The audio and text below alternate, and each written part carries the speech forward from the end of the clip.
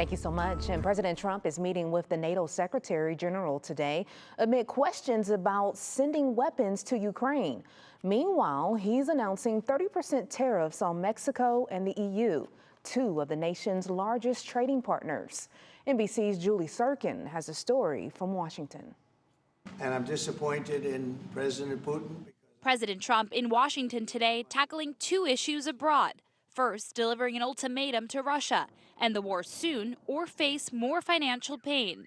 We're going to be doing very severe tariffs if we don't have a deal in 50 days.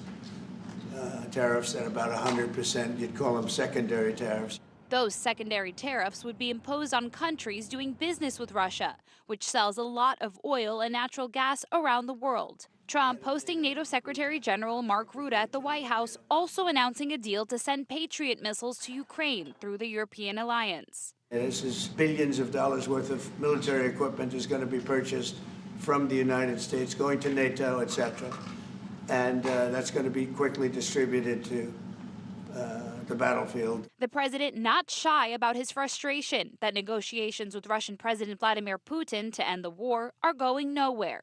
And I always hang up and say, well, that was a nice phone call. And then missiles are launched into Kiev or some other city. Trump's new threats come as he ramps up his trade war with allies. Over the weekend, the White House slapping a 30% tariff on goods from the EU starting August 1st, leaving trade negotiators scrambling and threatening retaliation against the U.S. I must say, member states find absolutely unacceptable and unjustified. That same tariff at 30% also placed on U.S. neighbor to the south and a top trade partner, Mexico. The U.S. relies on auto parts from Mexico to build cars in America.